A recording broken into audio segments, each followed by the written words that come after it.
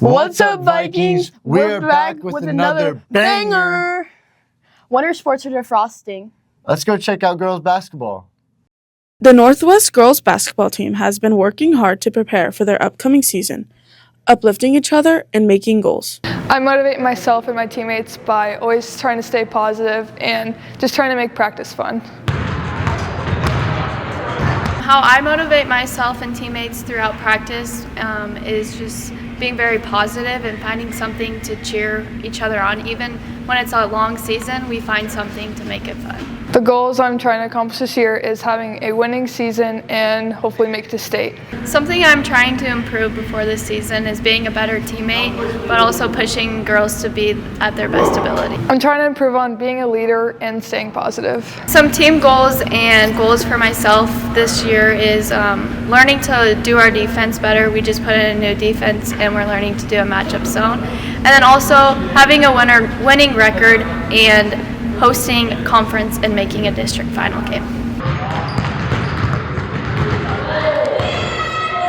As we all know, basketball is a really long season, which is okay, but we need more people to be showing up and supporting us so that we can have a better culture. Good luck to the girls basketball team. We hope to see them achieve their goals and what they have been preparing for. Whoa, their basketball's going everywhere. You know what else is rolling into their season? Bowling.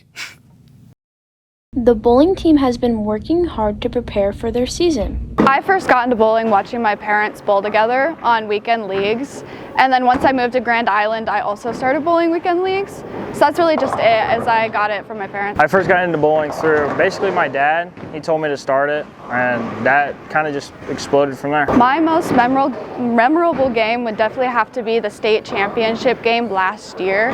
The entire game was televised. There was this camera in my face, and you could see the broadcast right above the lanes on a giant screen. So whenever you went up to bowl, I could see my face. So it was really stressful, but also it was really exciting beating the 3-time state champ in a row, Wayne. So that was really exciting. A memorable tournament would probably be last year in state when I got third.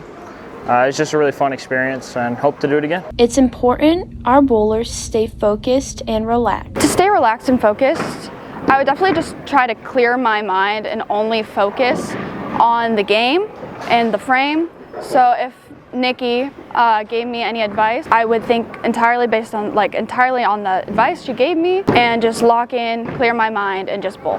Through tough frames, trying to stay focused, I usually keep my head clear, try to focus on the frame and nothing else, not everyone around me. The advice I'd give, it sounds obvious, but listen to your coaches when they tell you something.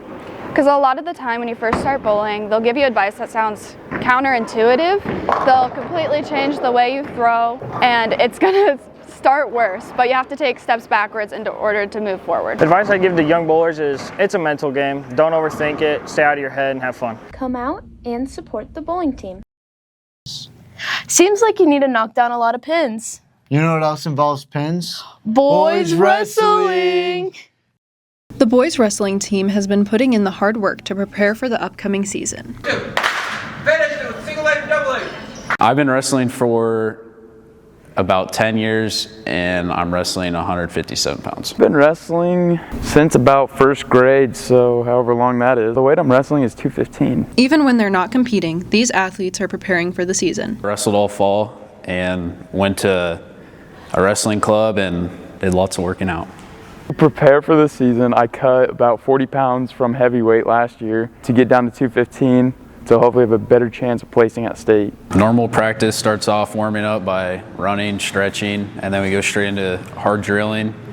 And then from there we'll go to technique and then live at the end of practice. My goals for this season are to make it to state and hopefully place, because last year I made it and lost in the heartbreaks, sadly, so hopefully this year I can place. My goals is not to focus on necessarily like an end goal, but just to show up to practice every day and get better, and hopefully that leads me to be a state champion.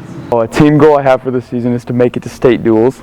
A team goal for me is everybody showing up, working hard, and having a winning record in duels and hopefully making it to state duels. Wrestling teaches more than just the sport. The biggest challenge in wrestling is the little voice inside your head that tells you to quit every time you're wrestling. it like tells you to give up because you're so tired and you just can't keep going, but you just have to. Biggest challenge is staying mentally focused for the whole season. My favorite part is probably getting to beat up other kids and use my strength against them and just win matches. Something that I learned was I can put my body through a whole lot more than what my mind thinks it can. Go support our boys wrestling at their next home duel on the 16th. Man, that was interesting to watch. Hey, weren't you talking about donating skateboards to kids in need? Yeah, it's a cool project where anyone in the community can donate to the cause. We're hoping to give away 20 complete boards by the end of the year. That's awesome. Let's find how people can contribute. Tucker Trentman has been building skateboards from scratch to donate this Christmas. Skateboard Drive, essentially, where you can send me money, skateboard parts, and I'm taking all of that and giving back to kids in need, whether that's taking the money and getting new skateboards or just already having the skateboards or getting skateboards donated, and I'm giving all that back to kids in need to give back this Christmas. The purpose is to not only just give away skateboards because I like skateboarding, but also, like I said, put a smile on these kids' faces and maybe give something to a kid that doesn't ever get anything for maybe his Christmas or birthday or anything like that, and it might make their whole world. So just seeing that would make me happy. And also, I know what it's like to have a sense of community at the skate park, and the people around me are always super cool people, and I want to share that with others and give them that opportunity to have that community. Tucker has been working hard every weekend, making sure that every kid gets something for Christmas.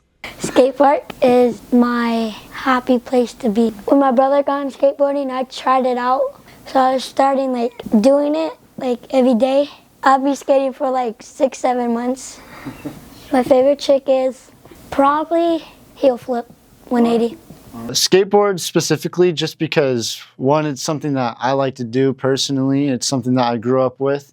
And it's something that I can give others the opportunity to be a part of, something that they're getting for Christmas that they might not have gotten. And two, it's bringing them to a community maybe. Yeah, I'm going to be skating summer, heck yeah. You can still donate to help give back this Christmas. Wow, Doug, you're really making a difference in these kids' lives during the holidays. Hey, if you want to donate, you still can. The deadline is Christmas Day.